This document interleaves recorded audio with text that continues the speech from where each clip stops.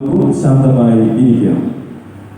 ഭൂമിയിൽ നിന്റെ ജീവിതകാലം മുഴുവൻ നൈർമല്യത്തോടും തീക്ഷ്ണതയോടും വിശുദ്ധിയോടും കൂടെ തന്നെ പ്രീതിപ്പെടുത്തുവാൻ നമ്മുടെ കർത്താവായ ദൈവം നീതിയുടെ വസ്ത്രം എന്നേക്കുമായി നിന്നെ ധരിപ്പിക്കട്ടെ. ആമേൻ.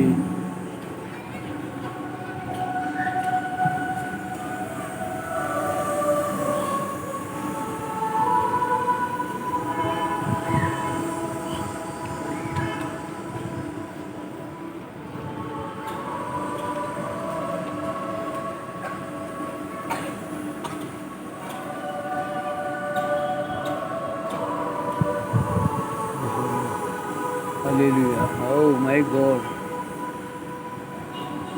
സുവിശേഷം പഠിക്കുക, ജീവിക്കുക, പഠിപ്പിക്കുക, പ്രസംഗിക്കുക, ഇവ പുരോഹിതന്റെ പ്രധാനപ്പെട്ട കർമ്മങ്ങളിൽപ്പെട്ടതാണ്. സുവിശേഷം തന്നെയാണ് പുരോഹിതന്റെ ജീവിത നിയമവും. ഇതനുസ്മരിപ്പിച്ചുകൊണ്ട് അഭിമന്യ പിതാവ് നവവൈദികനെ സുവിശേഷ ഗ്രന്ഥം നൽകുന്നു.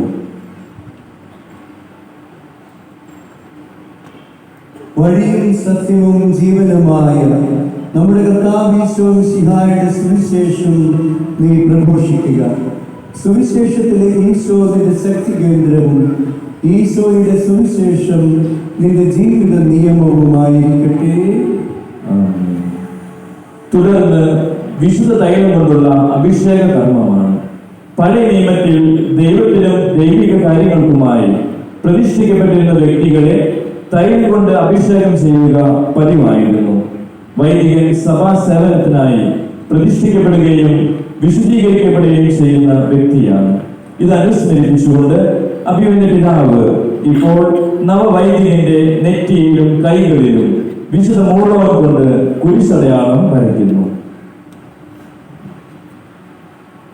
തിരുസഭയിൽ പൗരോഹിത്യ നിർവഹണത്തിനായി ലിനിൻ എന്ന് വിളിക്കപ്പെടുന്ന ലോലപ്പൻ പിതാവിൻ്റെയും പുത്രൻ്റെയും പരിശുദ്ധാത്മാവിൻ്റെയും നാമത്തിൽ എന്നേക്കുമായി വേർതിരിക്കപ്പെടുകയും വിശുദ്ധീകരിക്കപ്പെടുകയും പവിത്രീകരിക്കപ്പെടുകയും പരിപൂർണനാക്കപ്പെടുകയും ചെയ്തിരിക്കുന്നു.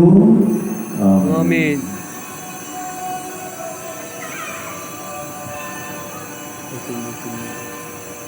തുടർന്ന് സമാപന കാരണ പ്രാർത്ഥനയാണ്.